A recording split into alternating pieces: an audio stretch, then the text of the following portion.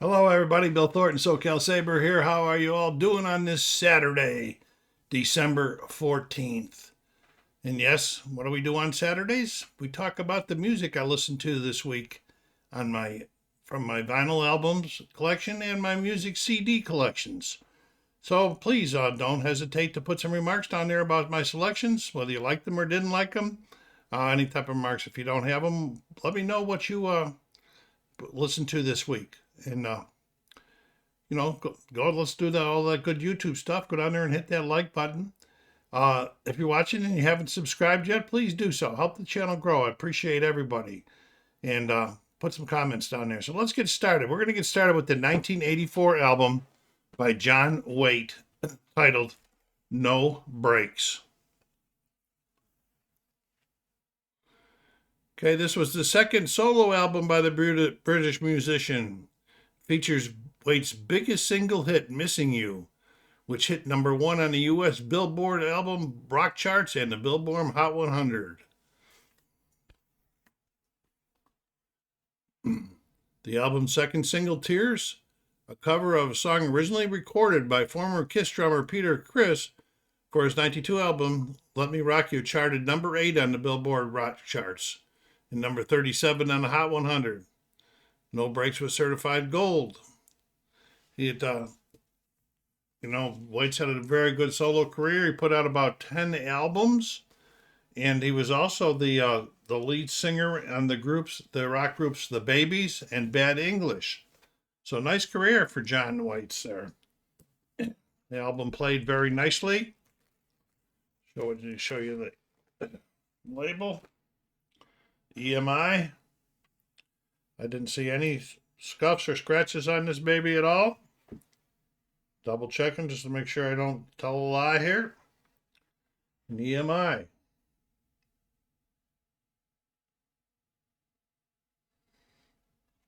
So they got the week off to a good start with the 1984 album from John Waite called No Breaks.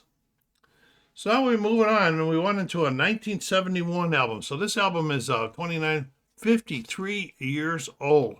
And its play made it sounded that way too. I mean, it wasn't bad, but it wasn't very good either. I mean, it was good. I could tell it was very old, and the music, the way it sounded, just didn't fulfill me. But it's in my collection. It's it's old blues, the kind that's on Mississippi or somewhere like that along there. In this called About Blues. This could have been as early as 1969. Except for Discogs, I am unable to find anything about this album anywhere on Wikipedia. Information as to it. As you can see, for 53 years old, the album cover is in pretty darn good shape. I don't think we have a inner with this one. No, we do have an inner, but it's just a plain old paper sleeves that they used to put in them, which I don't know why I didn't throw it away, because I don't use them anymore. And then this album goes on. About Blues. Janus Records. In pretty good shape for this old too. Let's see a little mark on the backside here, but it didn't interfere with the play. And here's the other side. I didn't see no marks on the first side I showed you either. So pretty good stuff there. That was About Blues, the second album we listened to this week. Blues 1971 album by Johnny Winter. Okay, the third album I listened to this week is out of that box set that I purchased. I'll show you the cover again, just so you know which box set I'm talking about. Black Sabbath's Anno Domini. I played the first two. This is the third one. And I'm going to have such a hard time getting it out of here.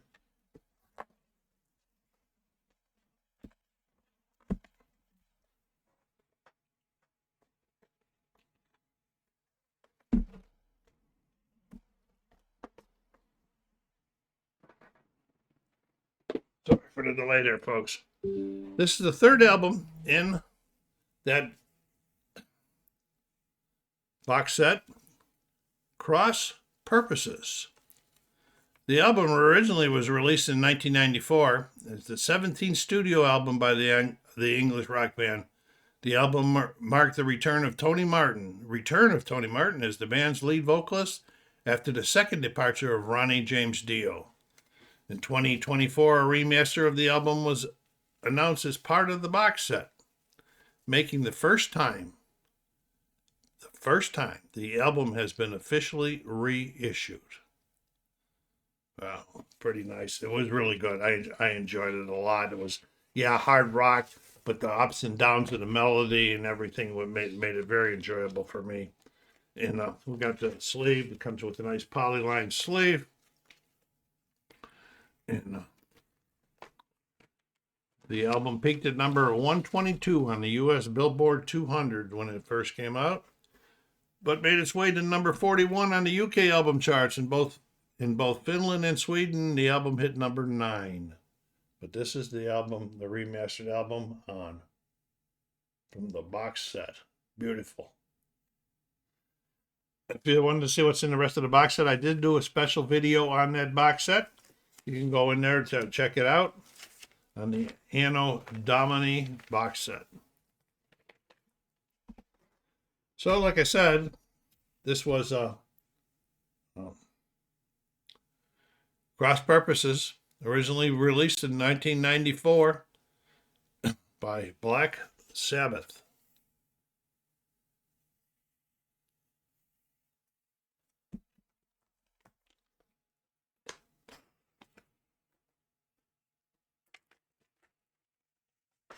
I was so lucky I got such a great deal on that I purchased it. All right, now we're going to be moving on to an album called Tyranny and Mutation. And it was from 1973 from the Blue Oyster Cult. Got this also strange looking album cover here.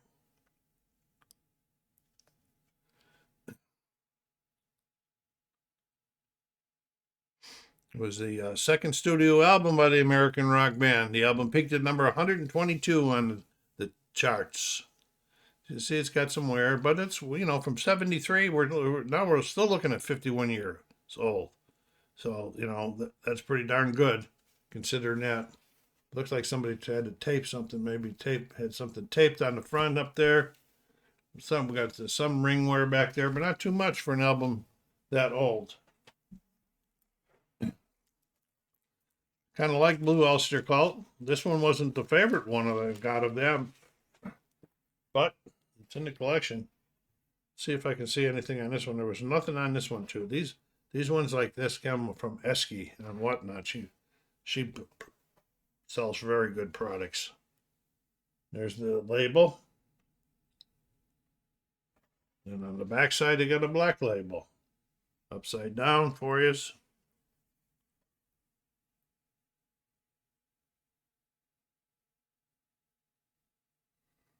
All right, so that was Tyranny and Mutation by Black Oyster Cult from 1973. Well, it was time to get into the CDs this week. I pulled the next two out. It was a little strange because this one here didn't have a ticket on it, and it should have been number 53, I think, or 54. But when I looked it up in my database, it said number 30. So it got misplaced, but we really slowed down on this one, folks. This is the 1989 album Silhouette by Kenny G. Really, really nice jazz, mellow jazz on this one here. I never was a big jazz fan And just recently started thinking, well, maybe I should listen to some more. And, I've listened to Chet Baker. I do have Chet Baker in there now with Kenny G. Maybe I should listen to some more and see that, see if I like it and if I want to add any more jazz to my collection. I don't know why I bought this one back then. Who knows? Well, one of these songs on here must have been on the radio that attracted my attention. And we're having a good time. We're trying to get the book out here. We got a little book.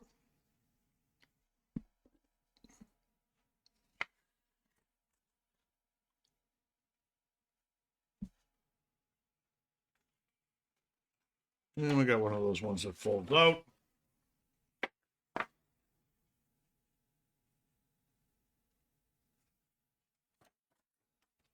In the back.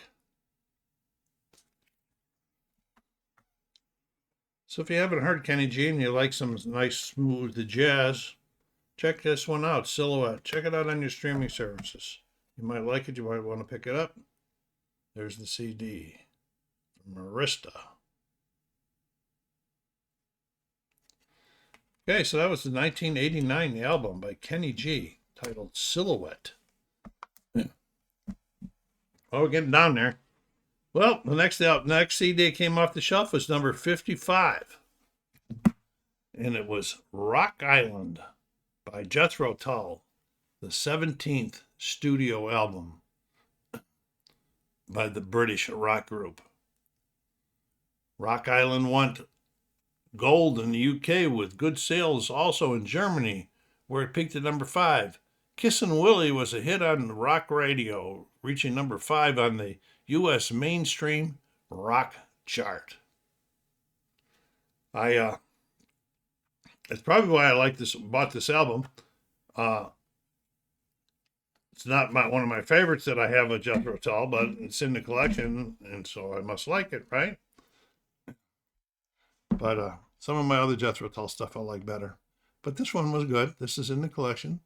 We got a nice little book here with Jethro Tull in it, or Jethro Tull cover. See if we get her how she's going to open for us. Oh, we got one of the, nope. All right.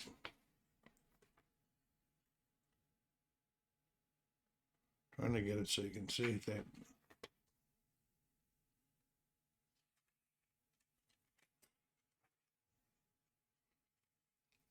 Lots of lyrics.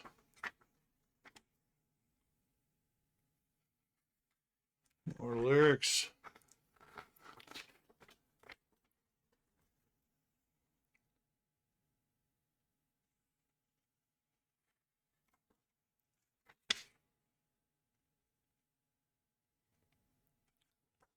In the back, Kissin' Willie.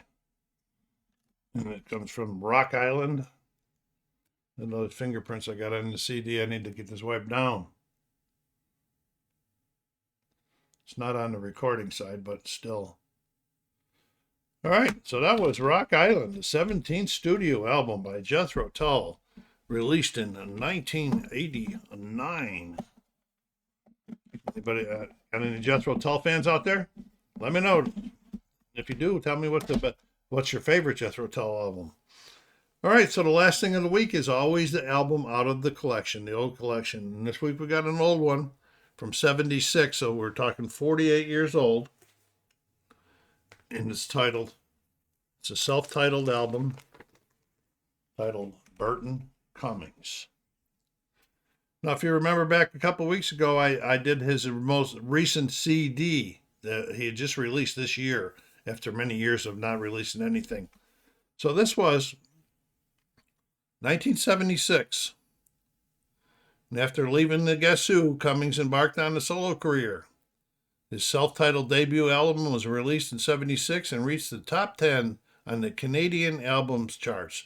The single Stand Tall was an international hit and sold more than 1 million copies in the United States.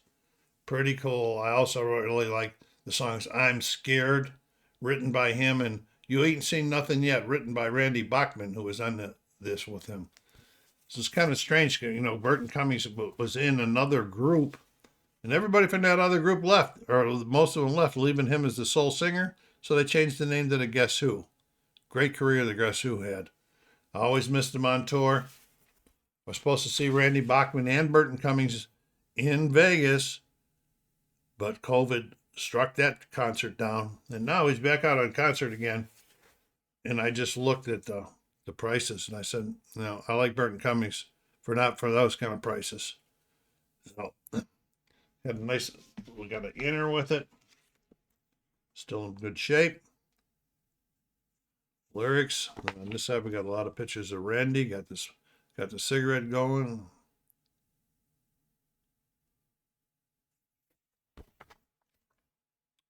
Or joint, I don't know what it is, but anyway, it's one of the two.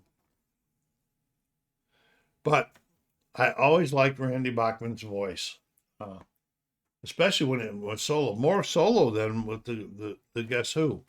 That last CD that we got, his voice was good, but it had aged, and they would expect it to be aged. Randy was born in Canada. Here's the portrait there.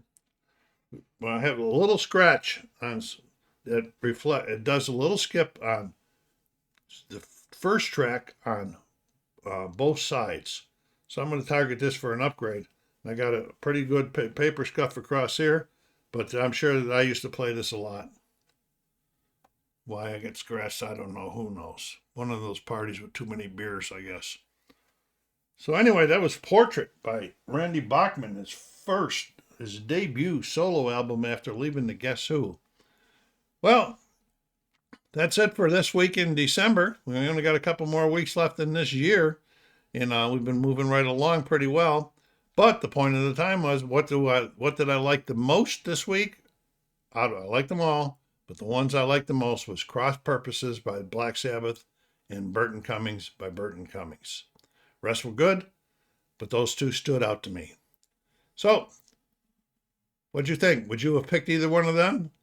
SoCalSabre saying, take care of yourselves, be kind to each other, and stay safe.